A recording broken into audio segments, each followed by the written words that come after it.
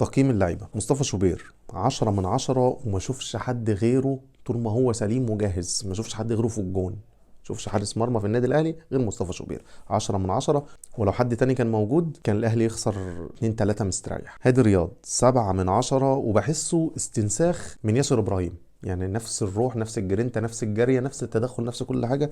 مباراه كويسه من هادي رياض، 7 من 10. نيجي لياسر ابراهيم برضه 7 من 10. محمد هاني افضل باك يمين في بيتهم، يعني باك يمين يتناسب. يعني انا لو عندي حد مناسب لمحمد هاني انا هديهوله بمطمن، او عنده انا هناسبه، يعني انا اشوف حد يناسبه. المهم يبقى فيه نسب، لان هو مش باك يمين النادي الاهلي، لا هو باك يمين يتناسب من كتره ما هو محترم. 0 من 10 محمد هاني. يوسف بالعمري 4 من 10، وما عجبنيش الصراحه. نيجي لكوكا.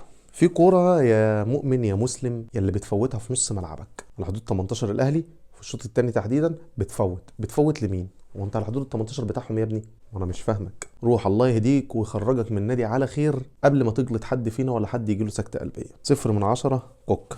ديانج فالنسيا.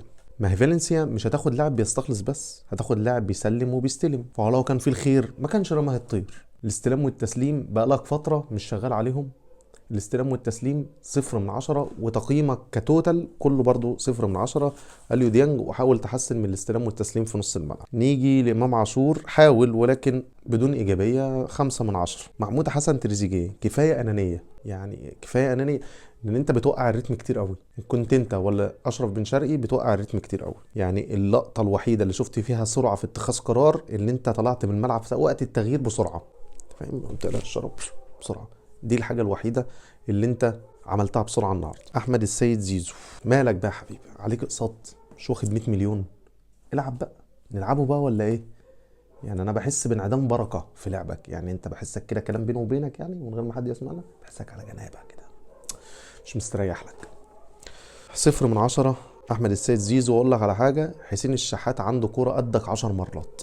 اشرف بن شرقي نزل نص الملعب كتير، والمفروض ان هو كان مهاجم، بس السباك اللي معانا قال له انت مهاجم وهمي او بلبن او مهاجم عم شلتت، يعني حاجه من دول. تمام. 0 من 10 اشرف بن شرقي. والنادي الاهلي بلا مهاجم صريح. ما عليك ان مفيش فرص بتتخلق كتير، ولكن النادي الاهلي ما بين قوسين بدون مهاجم. ده كان تقييم اللعيبه. اتمنى ان انت تشاركني برايك في الكومنتات، ولو مش متابعني تابعني عشان اوصل لك كل اخبار النادي الاهلي.